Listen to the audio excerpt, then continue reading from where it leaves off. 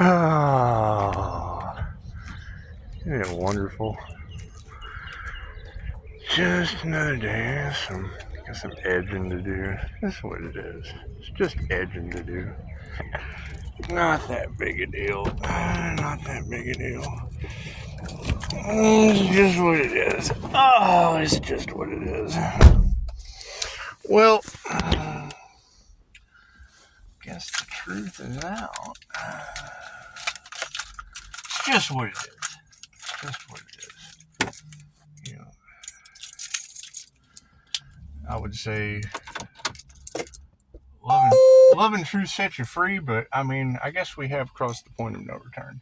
I hear people are having car problems. And that's what it is. I mean, you don't want anyone to have car problems.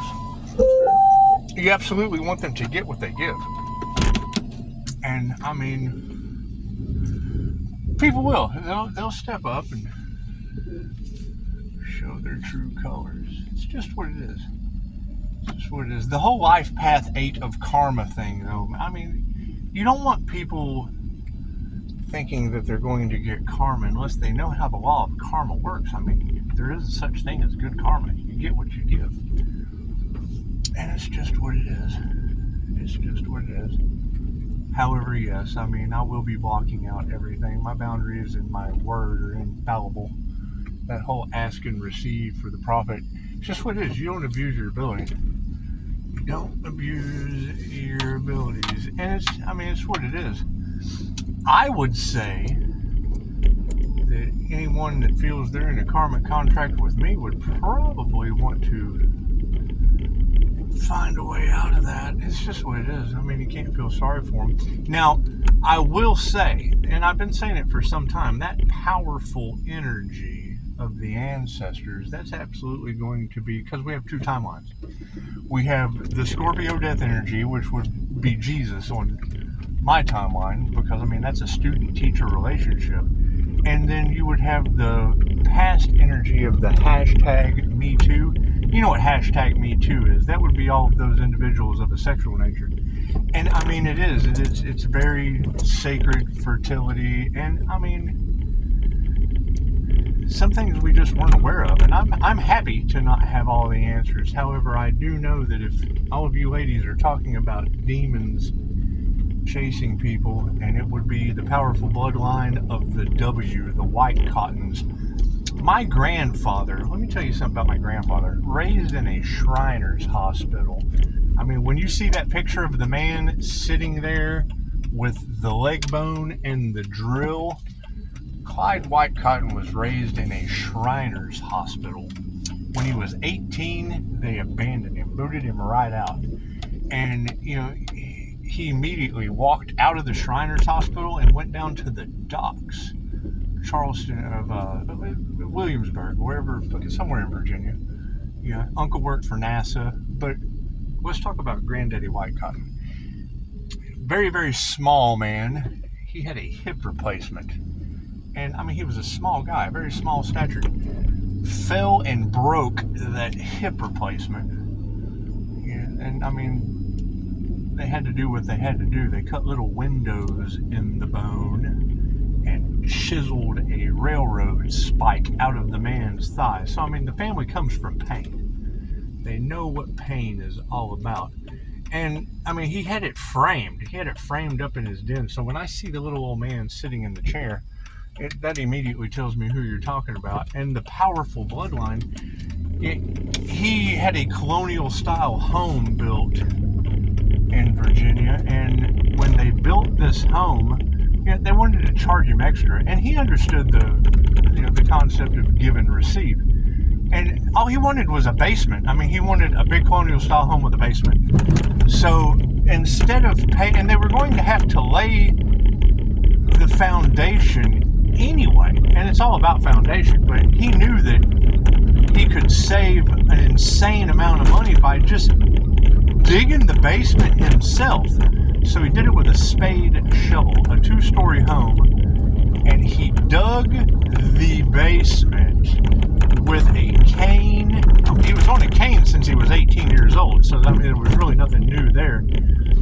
But, you know, hip replacement, broken, and still got out there with a spade, shovel, and dug the basement to that 2-story home. And, I mean, when he was done, because they were in a Mennonite colony, so they were raised as a branch off of the Amish. So being a branch off of the Amish, you know, and having all of these bloodline curses and whatnot, I mean, look at the movie Kingpin. You can't tell me Munson isn't basically somebody at their low point. And it's just what it is. I mean, yes, they had lots of enemies because they did successful things and worked for NASA. So, I mean, it's just what it is. And we're not getting into the tit for tat of what enemies and snakes in the grass do, because that's what they do. They're enemies of the state and they're snakes in the grass. So as enemies of the state and snakes in the grass, you know, that was one thing about my grandfather. You know, he was the crane operator. So when cargo ships came in, you know, he was the last person in possession of contraband. You know, if drugs came over on a container ship, guns, people, he would have been the last one in possession of it as the crane operator. So, you know, generally he was questioned regularly, and I mean, stuff like that causes enemies as a crane operator. However, he also dug the basement of that home with a spade, shovel, and right beside his broken hip replacement was that spade shovel that was completely flattened off. The round part of the spade. And, I mean, we used to have a joke. He was like, usually you can call a spade, but not with my shovel, because it's no longer a spade shovel. It's now a flat hoe. And Granddaddy didn't know what a hoe was, but, you know, me as a kid, I thought that shit was funny. Anyway, if you were to ever, I remember getting hit one time with his cane. I was like 12, and, you know, I saw him out there pushing a lawnmower on a cane after a double hip replacement. And, you know, we only went and visited summertimes, things of that nature. You know, it's a couple miles away from where the May Witch basically had a lot to do with this. Anyway, we've banished the May Witch and all of the chaos magic, and I mean, the ancestors have joined forces. But, you know, back to Granddaddy, him being the cargo ship crane operator, you know, I mean, he was in the in and outs. And when you look at the game Pac-Man, you know, the weakest of the ghosts in Pac-Man is Clyde, Pinky. But they called him Clyde. So it's just what it is. He was a little like a Pinky. And, I mean, yes, we've got lots of family enemies. It's just what it is. We don't care about any of that. We don't care about what the mob had problems with my family over as a handicapped crane operator. It's just what it is. Anyway. Y'all starting to pick up what I'm laying down? Anyway. So, you know, having family that worked for NASA and programmed the computers and is retired now, but I mean, blood ties run deep, as well as mob ties and enemies to a Pinky Clyde crane operator. So anyway, he was pushing the lawnmower one day, and I went out there, Granddaddy, let me help you. He smacked the shit out of me with that cane. He was like, don't you ever try to help me. I don't need your help, boy. And I mean, that's where I, you know, first really understood the concept of being a boy. So, that's what it is. And I mean, you're talking about native white cottons. Natives. You're talking about High Plains Indians. Bob and Betty Hur. Betty who? Betty Hur. Hurricane Bob Hur. He was a 7-foot tall Plains Indian.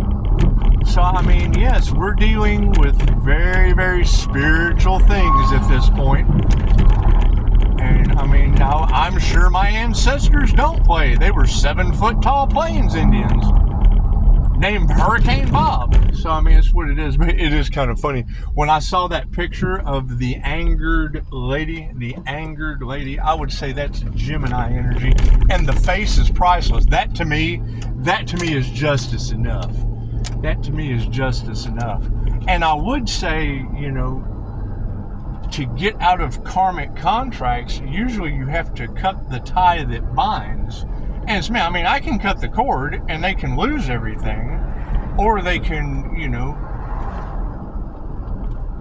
donate back, give back. It's all good to give back. I don't care what they do. I really don't. I'm more interested in karma because that's my life path.